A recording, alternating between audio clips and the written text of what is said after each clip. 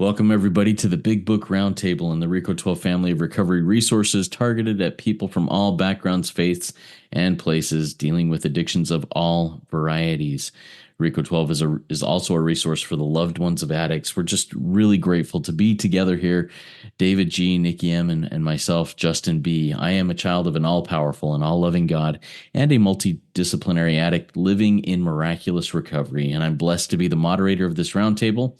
As I mentioned, I'm joined by David G. and Nikki M., and we are so grateful. I mean, this is an opportunity for each of us, I think, to really dive deep into the big book, but really to get this camaraderie that we experience coming from different backgrounds, from different places in North America, and being able to share our experience, strength, and hope together. So let me just have each of our panelists here around the round table introduce themselves. We'll start with David today. David, introduce yourself and tell us a little bit about what's going on. All right. My name is David G. I'm a recovered alcoholic addict of many sorts. Grateful, like Nikki says, to be a part of many fellowships today. And just really grateful to be here. Had a trip planned to Australia. Didn't quite go as planned due to visa problems, but a lot more opportunities coming up. Just trusting God, helping others, and doing what we do here. Thank you for your service, Justin. Good to be here. Thanks, David. And yeah, it's a bummer about Australia, but God's plan. There's something that's there. Nikki, why don't you introduce yourself and tell us a little bit about what's going on in your life? Well, hi everybody. I'm Nikki M, and what's going on is I'm hoping my internet, because it's all weird, and that's the days I go, I don't need anything. So if it's weird, just give me a little poke. Things are well. You know what I'm doing? I'm towing the line in all my affairs. So that's what the book asks of me. I'm not a saint, but I am here making a daily decision to be a member of this beautiful lifestyle. Excellent. Thank you so much, David and Nikki. I'm happy to be with you. All right. So what we do here in the Big Book Roundtable is we are going line by line, paragraph by paragraph through the Big Book of Alcoholics Anonymous. We are now in the chapter How It Works, and we're going to be starting today in some really, really cool areas. I mean, the whole book's really cool, but we'll be starting today on page 60, beginning with being convinced. We are at step 3. We're going to be starting our step 3 stuff here, and we will read through towards the top of page 62. The paragraph, the very first paragraph that begins so that it ends with our resentments or our self-pity. So we'll read this, and then each of us will have the opportunity to share some insights, some of our experience, strength, and hope, maybe a little bit of history, but we'll see where that goes and get into this. Here we go. Being convinced, we were at step 3, which is that we decided to turn our will and our life over to God as we understood him. Just what do we mean by that? And just what do we do? The first requirement is that we be convinced that any life run on self-will can hardly be a success. On that basis, we are almost always in collision with something or somebody. Even though our motives are good, most people try to live by self-propulsion. Each person is like an actor who wants to run the whole show, is forever trying to arrange the lights, the ballet, the scenery, and the rest of the players in his own way. If his arrangements would only stay put, if only people would do as he wished, the show would be great. Everybody, including himself, would be pleased. Life would be wonderful. In trying to make these arrangements, our actor may sometimes be quite virtuous. He may be kind, considerate, patient, generous, even modest and self-sacrificing. On the other hand, he may be mean, egotistical, selfish, and dishonest. But as with most humans, he is more likely to have varied traits. What usually happens? The show doesn't come off very well. He begins to think life doesn't treat him right. He decides to exert himself more. He becomes on the next occasion still more demanding or gracious, as the case may be. Still, the play does not suit him. Admitting he may be somewhat at fault, he is sure that other people are more to blame. He becomes angry, indignant, self-pitying. What is his basic trouble?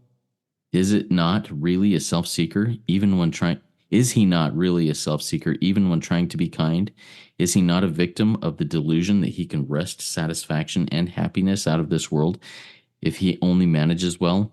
Is it not evident to all the rest of the players that these are the things he wants? And do not his actions make each of them wish to retaliate, snatching all they can get out of the show? Is he not, even in his best moments, a producer of confusion rather than harmony? Man, there is just so much there that I decided that we're going to stop that a paragraph earlier because we just need to dive into this really deep into this meaningful area here. Um, David, why don't you take a minute and go through that and share with us some of the things that jump out at you as vital in this process? Well, thank you, Justin, and thank you for your service as always. Man, this is such a part of the book that you do not want to miss.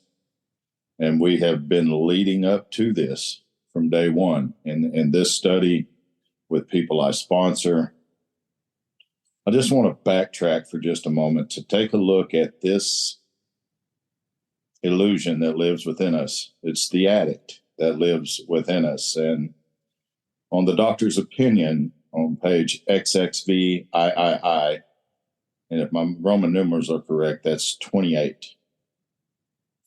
I think we first started getting a glimpse of this at the bottom of that paragraph when he said, men and women drink or act out or eat or do whatever it is they do essentially because they like the effect.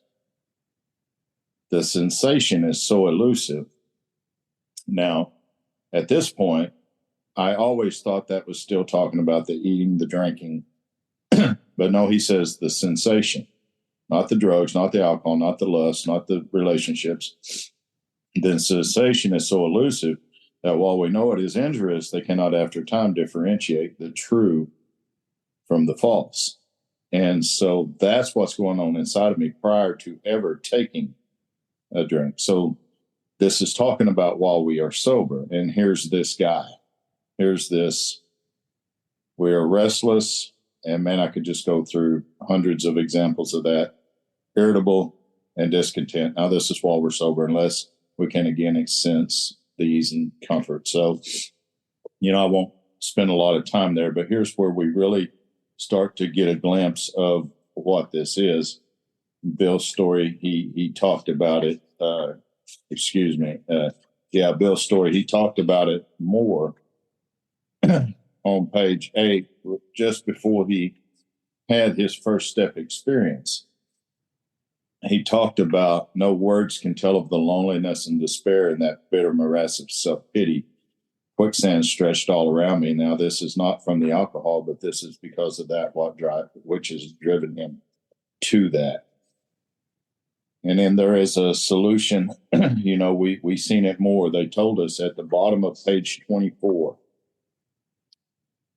when this sort of thinking was fully established in us, we probably placed ourselves beyond human aid. That means my sponsor. That means the fellowship. That means the church. That means therapy. That means the counselor. That means my wife. It means anything human. I'm the guy that cannot, after a time, I always return to the vomit, just like a dog. And then more about alcoholism, we've seen all the way through there, the thoughts, the ideas, the concepts, the beliefs, the actions, the attitudes that set these men up. Well, that's what this is what you read today. We've seen on page 46 of We Agnostics, we've seen the second step experience in the middle of the paragraph when he said, we found that as soon as we were able to lay aside prejudice, which is old ideas, and we're just not talking about God. Maybe you've been hurt by somebody. Maybe you've been raped by somebody in the clergy. Maybe you've been in a relationship where you've been abused, and I'm not saying that I don't believe that God don't love me with all his heart, because I do believe that, and I know that with all my heart. But I'm just saying in that moment, I turn back to my prejudice rather than turning to God. So they're saying if you can lay that aside, if you can see this guy for who he is, then you've got a chance at knowing what it is has defeated you, because it is not the alcohol, it's not the drugs, it's not any of it. It's that which leads us to it. And that brings us to where we're at today. And for me, this is probably the most important part of the book that I take people through when I sponsor them. I break this down a lot. Being convinced of what? On 60 that you started reading. convinced that self manifests in various ways is what had defeated me. I have to be convinced of that. I can't blame it on alcohol anymore. I was 25 years sober when I had this experience. I'm 30 now. I can't blame it on the outer things anymore. I must be convinced that it's self, not David.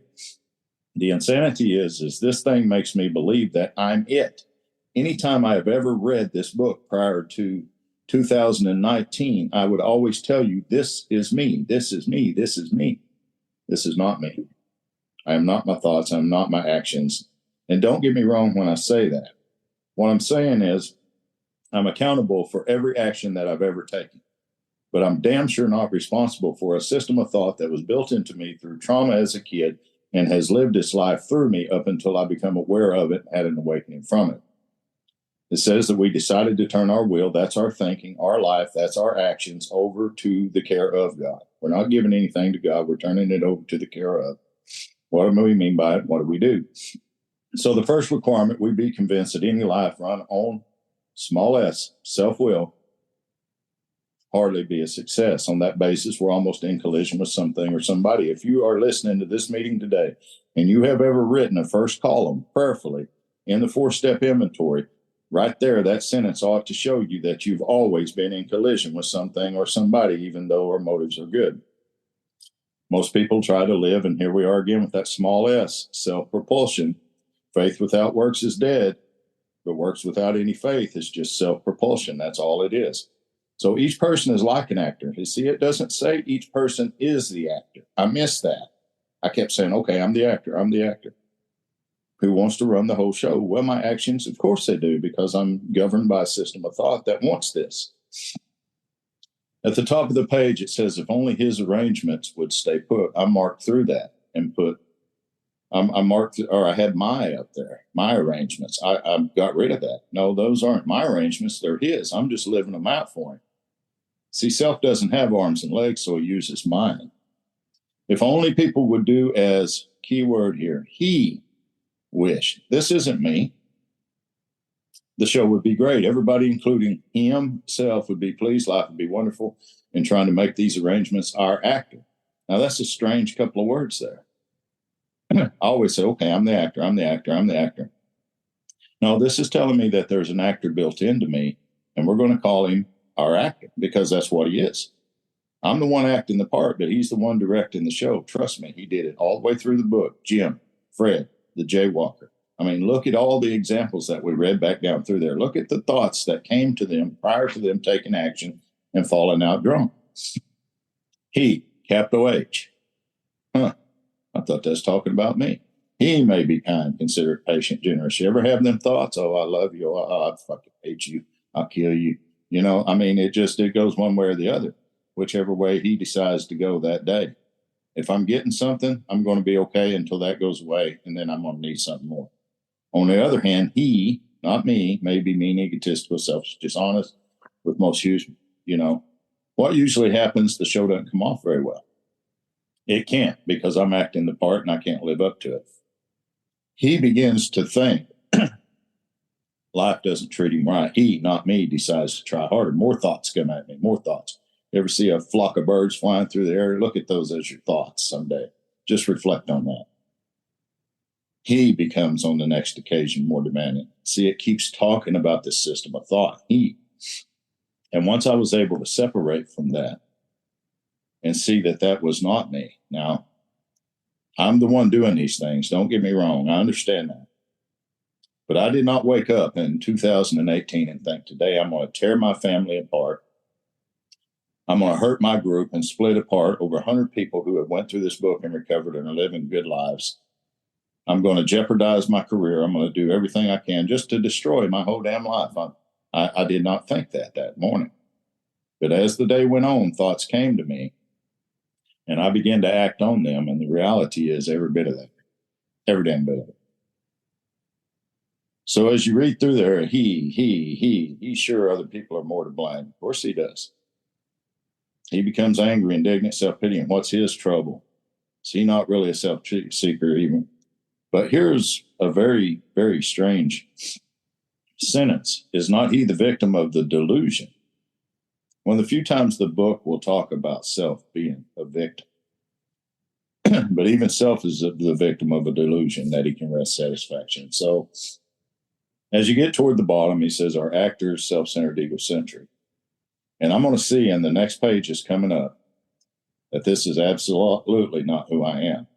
And I'm going to get to go through a process is that in the 4-step inventory, that's not going to show me who I am, but it's going to show me who I've become based on a narrative that lives within my head that I didn't even know that was there. And unconsciously, I'm making decisions and I'm taking actions that are hurting a whole lot of people, and it's killing me sober. And until I can identify this, I may get some relief through the steps, but he's always going to show back up and he's always going to convince me. By the time I go through this process and get to step 10, way before then, I've got a good eye on him now. I'm watching his moves. I'm watching how he comes to me in my thoughts and my emotions. I'm watching these things because if I don't, I'm sure to return to it again. So this is the greatest experience that I ever had. And I have shared this with I don't know how many countless people through the years in workshops.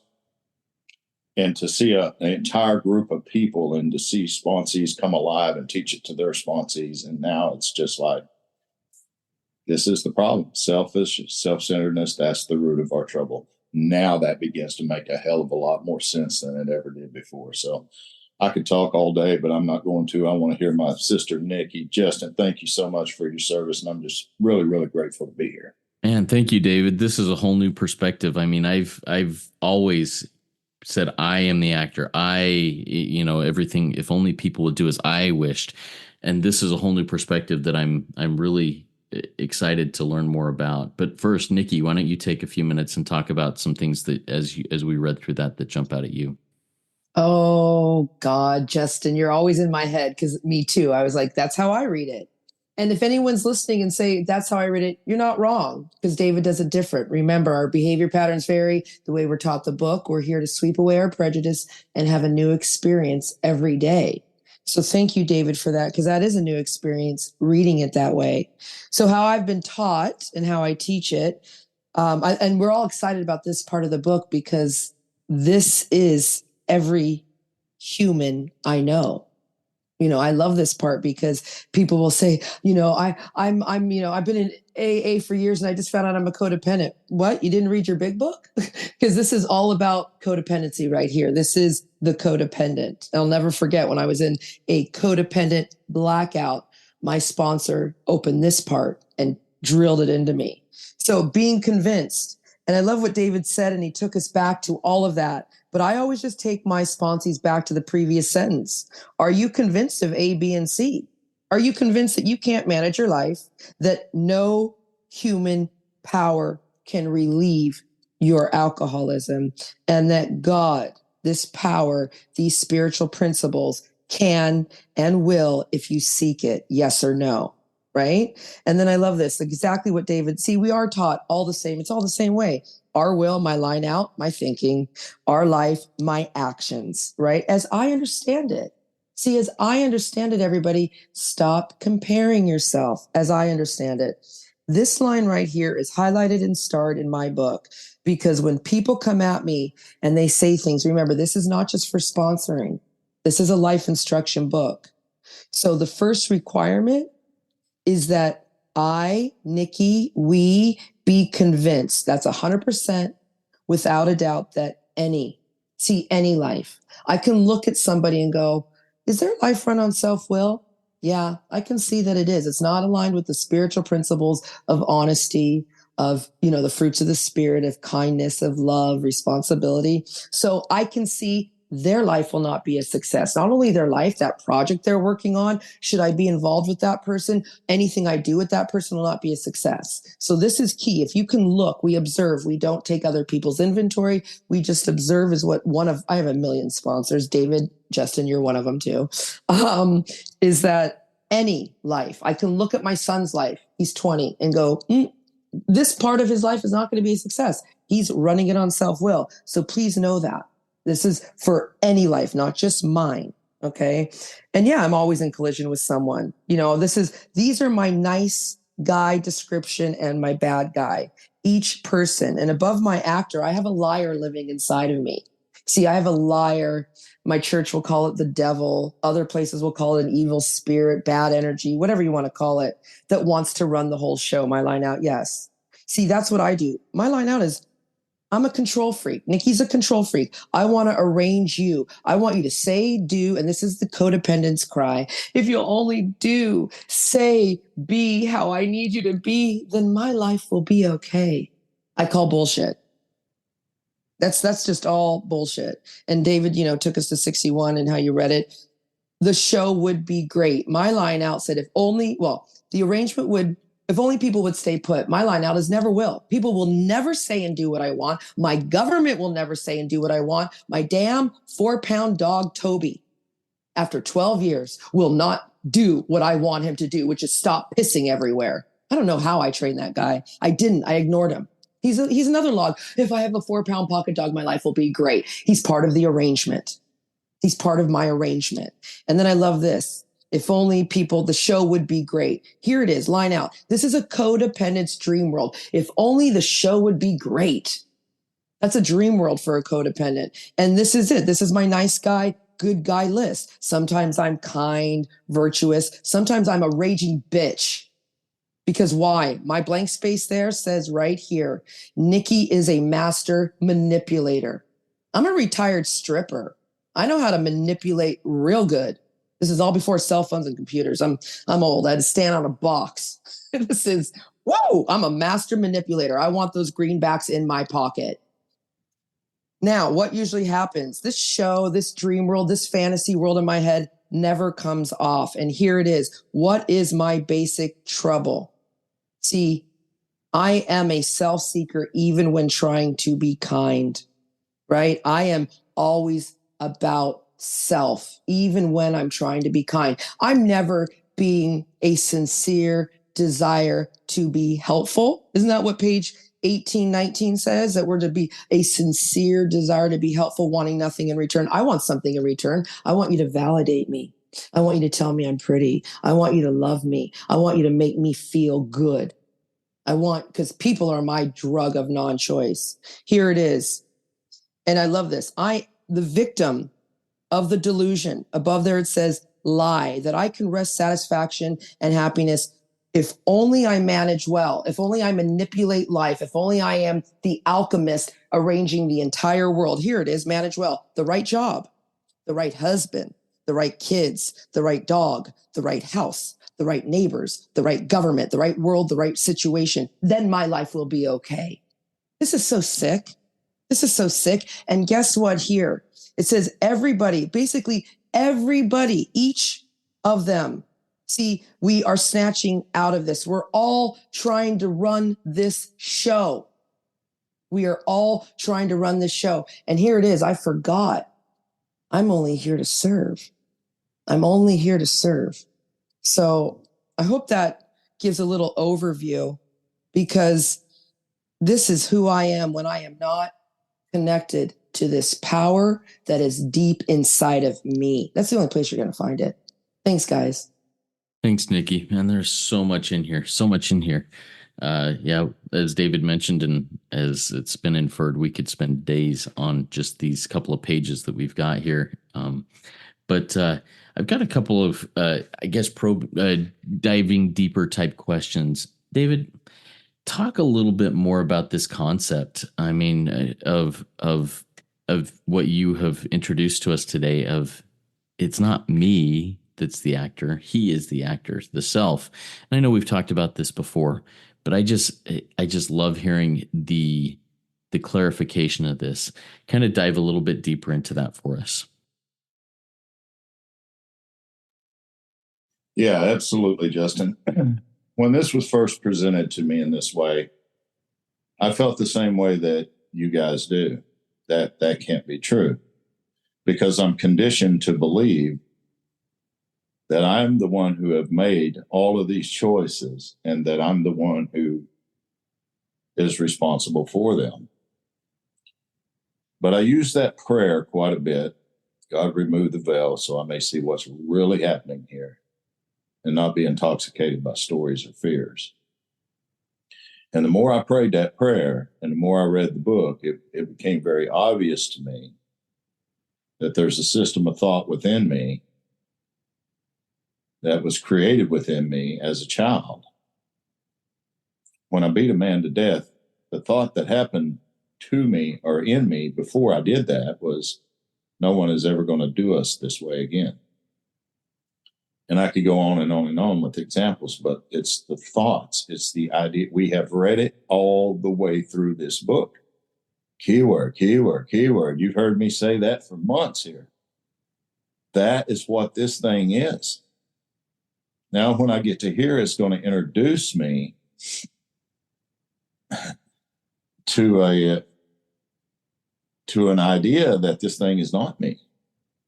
And that's hard for me to wrap my mind around at first. But the more I go, the more I see that I would not have done those things had I been directed by God's power, God's thoughts, His will, not self's will. Self-will is self's thinking. God's will is God's thinking. I seem to be in the middle of that. And my life is spinning out of control, and I'm dying in the first 63 pages of the book, and then I come to life from 63 on and begin to live differently. Why? Because my thoughts have changed. I don't believe, act, and react to the same things that I once did because my thoughts are different now. And I mean, that's all this has tried to show us from the beginning, is that there's a system of thought here. And on page 27, if you remember all the way back when we were, Roland Hazard was having that with Dr. Young, he was having that conversation. And Dr. Jung was saying, Roland, I was really hoping that you were not the real guy here. Because with most people that I've worked with, I've been successful, but with the alcoholic like this, I never have. And he said, thoughts and ideas and emotions, which were once the guiding forces. And if you remember in that episode, I asked you to turn those two words around, a force that guides you through your thoughts, through your ideas, and through your emotions. That's what this is. This is self. That's not who I am.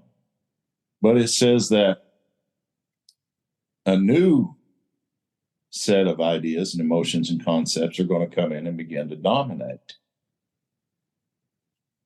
It's very hard to explain the experience. You have to go through the process of the book to have it, has been my experience. But I just know for me that this is not me. And how do I know that? Because I'm going to start seeing in the very next episode, we're going to look at a couple of sentences that is going to open it. It's going to become wide open in the next episode. So I'm going to go ahead and save that for then. But Justin, I'm so grateful for you and the guys that I've been able to take through this process that see now that the problem is not what we once thought it was. People, drugs, alcohol, all this other stuff, emotion, ideas, and con. When I got to the fifth step, I'll close with this. When I got to the fifth step in this process, there's one line in this book on page 72. And I know we're not there. We won't be there for a few weeks yet, but it says, and talking about our fifth step, this is perhaps difficult, especially discussing our defects with another person. And I can remember beginning to talk about all the nasty things I'd ever done. And the guy shut me down and said, I don't want to hear it. And we went a little ways further and I started into it again. And he's like, I do not want to hear it. And I remember asking him, then why the hell am I here? Why am I here? Because this is the way I've done it all these years. And he's like, yeah, how's that work for you? So he asked me this question. He says, I'm more interested in what drove you to do them dirty, nasty, horrible, terrible things. So that says in that sentence, we are going to discuss our defects, period. And then we're going to discuss what the source of those defects are. So I don't know if that answers the question or not, but it's, God, this is so deep. It's just so deep. So I'm really grateful to be here today. Thank you. It is. And David, can you please repeat that remove the veil prayer that you said that you're saying a lot of? Please remove the veil so that I may see what is really happening and not be intoxicated by stories or fears. Stories or fears. Thank you so much. As you read and study the big book, use that prayer on every sentence and watch what happens. It's almost like a light comes on, the veil begins to lift, and you're starting to see things in the book the way that you never seen things in the book before. All of a sudden, he instead of me. Wow. Interesting. Thank you so much, David. All right, Nikki, I got a question for you too. How do you become a sincerely helpful person how do you transition from being the good guy, bad guy manipulator? How does that process happen in your life? Oh, that's a great question. And I just love today. We're just like, as David said, this is so deep, you guys, but how does it process? I stay. Number one, I stay. I don't leave. Because see, when I went through the steps thoroughly with a person who was really armed with the facts about themselves through this book, I could clearly see I'm beyond human aid. There's no place for me to go. See, people keep thinking, I want to go back as you say that. It's like, it's like, oh, Nikki, this whole description that we read on page 6061, doesn't that look like bipolar? Doesn't that look like borderline personality disorder? See, that's what my doctor's going to diagnose me with. This is Nikki based on self. So the only way I can get to really a sincere desire is to stay in this program and do what the book says. There's no other way around it. How about this? It's that simple, but it's not easy. We read on page 14. It's the destruction of self. See, I sponsor a lot of people and they come and they say, well, Nikki, and they're sober. They are stone cold sober, but I've got an eating thing, Nikki. I've got a pituitary gland that doesn't work and I need Ozempics and I need LASIK surgery. No, you are undisciplined. Page 88. This is all, everything I need is in this book. This is radical. I am beyond human aid in everything. They go deep. How do I seek God? That's also how I do it. I work hard on step 11 to realize, why am I here on this planet? Is it to get a big house? Is it to get a better husband? Is it to get perfect kid? What am I doing on this planet? This is deep, as David said. This goes deep.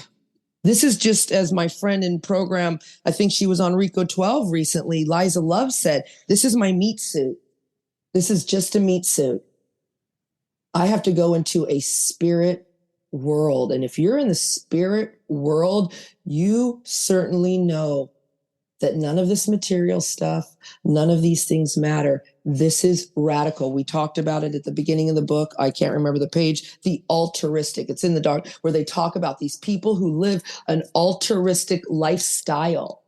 So I guess the question, bottom line, was, how do I do this and become a servant of God? I stay. I've been here 12 years. And I don't do it perfectly, Justin. So there. And why? The book says, it's not that the book gives me a green card to mess up, but it says you will make mistakes, Nikki. It says progress. Isn't that what we read? Spiritual progress, never not perfection. So stay here. If you're wondering how this happens, how you transform, you don't leave these rooms, because there's nowhere else to go while you're in your meat suit on the planet Earth. Thank you, Nikki. Really appreciate it. Let's go into takeaways here. David, what's a takeaway that you pulled from today's reading or discussion? Well, just that this is not me. And other people's experience is their experience. I mean, if you're having all those troubles that were described here today, I'd look a little deeper and say, okay, what is it that has caused me to do those things? Am I sober now? Can't blame it on alcohol. If I started to recover from food, I can't blame it on that. Can't blame it on sex. Can't blame it on lust, bad relationships. I can do that all I want, but whenever I come in here and get sober, why is it that I can't stay? Why is it that something always brings me back? And if I don't drink, at best, I'm miserable and depressed as hell. Why does that keep showing up in my life? Is it because I'm not doing enough? Is it because I'm not working to further my spiritual growth? Well, good luck with any of that, because this book has taught me all along there's not a damn thing wrong with my spirit. Nothing. And if I'm trying to fix that, I'm running in circles. What I need to do is be looking at what it is that's making me believe I've got a problem with the spirit to begin with. And people say, well, on page 64, it says we have a spiritual disease. Yeah, read that pretty carefully. It's telling you that we have a spiritual disease because of a human experience called self. And I just can't say it enough. So my takeaway today is, if you believe this is you, good luck. I mean, I can't change your belief. I'm not here to try. But I will share with you what changed mine. I was in 18 years of bondage from lust, and I was in a lifetime of bondage of drugs and alcohol before that. And so the last 5 years, yeah, I've had a few ups and downs here and there. I'm not going to say I haven't, because I have, because this thing is very deceitful. But I just know today in my heart, this is not me. This is not me. So thank you, Justin, for this episode. I'm really glad to be here. Yeah, thank you, David. All right, Nikki, what's a takeaway that you have from our reading and conversation?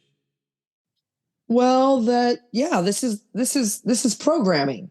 This is the programming that when I came out of my mother's womb, that they programmed me into be. So what's my takeaway? I'm going to jump ahead in the book, everybody.